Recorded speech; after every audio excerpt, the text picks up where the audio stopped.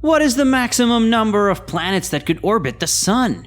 In our current time, there are a maximum of 8 planets orbiting the Sun, and one of those planets is our Mother Earth. That doesn't make the question go out of order that exactly how many planets can orbit around the Sun in total? Have you ever thought about it? The giant ball of heat and gas is way too huge just to serve a limited number of planets. Which is why today we're going to be looking into the maximum number of planets that could orbit the Sun. If we were to answer it in a single statement, then here it is. Theoretically, 1,000 planets can orbit it, but we wouldn't want to make things too easy for you. That's why we're going to dive into some details relating to physics and space. And they're going to help us understand this concept better. The current situation. The solar system has 8 planets: Mercury, Venus, Earth, Mars, Jupiter, Saturn, Uranus, and Neptune, orbiting the Sun due to its massive gravitational pull. That isn't the final number though, well, at least in our theories. Compared with other known planetary systems, the solar system contains many planets. There are 812 known planetary systems to be exact.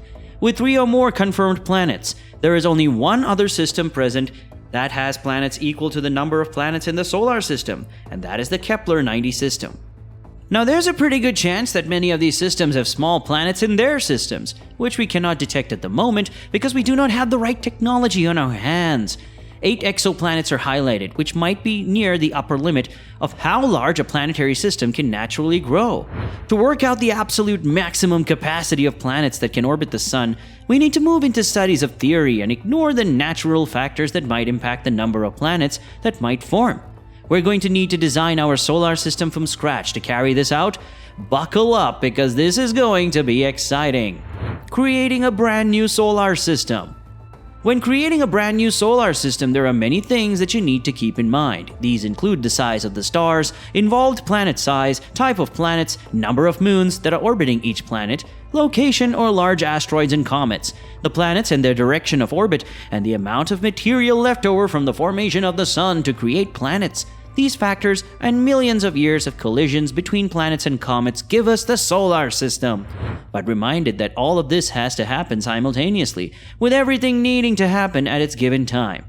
If there's any wrong collision or an unfortunate event, then the entire solar system is going to go down the drain. However, suppose we're a civilization with technology and resources that exceed our current technology.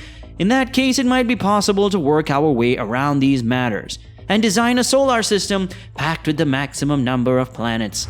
Since this is an assumption model on our hands, we can assume that the materials that we have to create an entire planet are unlimited, and planets can be produced at will at any position and coordinates. Hence, it will be possible to remove moons, asteroids, comets, and other obstructions that might complicate things. However, we cannot tweak that the gravity that the Sun exerts on the planets and vice versa would be fixed, which would allow for the planets to orbit the Sun in a way where they wouldn't be interfering with each other's path. Planets and orbits. In a solar system, we create the number of planets that orbit the Sun, and it's limited by the number of orbits that you can fit around the Sun before the orbits tend to become unstable. This is because when a planetary system becomes unstable, the orbits of planets begin to cross each other, which means they'll be able to collide with each other or just scatter due to gravity.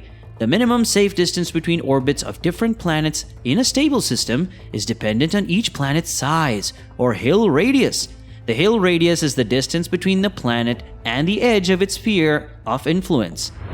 In a Hill radius, objects have a small mass and they are affected by gravity, such as Moon orbiting the Earth. More giant planets exert a greater gravitational force, meaning they have a greater Hill radius. This is why the distance between the orbits of Earth and Mars, which is around 78.3 million kilometers, is 7 times smaller than the distance between the orbits of Mars and Jupiter, as per NASA. This is precisely why the number of orbits that fit inside the solar system depends majorly on the size of the planets. Jupiter is 300 times bigger than the Earth, meaning that its Hill radius is around 10 times larger. To put this into context, 10 separate Earths orbit can fit into the same space taken up by the current orbit of Jupiter. So, general sense is that to fit planets in a solar system, you're going to need to decrease their size.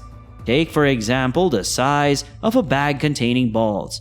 The smaller the size of the balls, the more the number of balls will fit into the bag.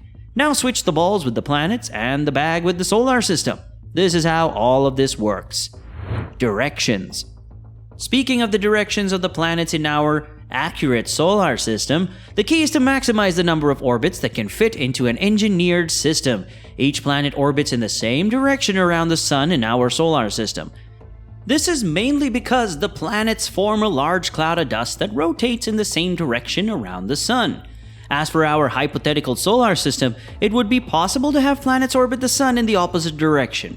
But this idea would be pretty fancy. These kind of orbits do not exist in nature because of how planets are formed. The explanation behind this is that if two orbits would orbit the Sun in the opposite direction, then the gravitational forces between them would be weakened. The minimum safe distance present between their orbits would end up being reduced. This will make the planets closer to each other without them colliding or scattering. The gravitational pull will bring the planets together, but it will prevent them from coming in contact with each other. To sum this section up, if all the planets in the engineered solar system were made to move in opposite directions, we could end up minimizing the space between each orbit, allowing us to squeeze in some extra planets in our system. Sharing of orbits. Now the central section is the orbits and how many planets will share these orbits. It is entirely possible to have multiple planets sharing a single orbit. An example can be seen from our real solar system. Jupiter has two clusters of asteroids, known as the Greeks and the Trojans, that share its orbits. These clusters are located around 60 degrees in front of and behind the gas giant orbits the Sun. These two planets have been subsequently named the Trojan planets. If we'd like to maximize the number of planets present in our solar system, we will need to have as many Trojan planets as possible. The planets cannot be stacked side by side, they will need to be spaced out by fixed margins to remain stable. But if we move back into the bubble of reality, then the chances of several planets sharing a single orbit are practically zero. This is because every planet will need to be of the same size and must have been formed simultaneously to be stable in the solar system, which we'll be engineering ourselves. This level of co-orbital structure would be possible because of its hypotheses. It will increase the number of planets we can squeeze in orbit. Taking everything that we've talked about into account, if we use planets that were the size of the Earth and fit them in a brand new solar system, we could have precisely 57 orbits, with each containing 42 planets. This will give a total of 2,394 planets, and if you use smaller planets that are almost as big as Mars, you would have an increase in the number of orbits from 57 to 121. This is an insane number of orbits and planets far out of humanity's reach. But that won't stop us from hypothesizing, right?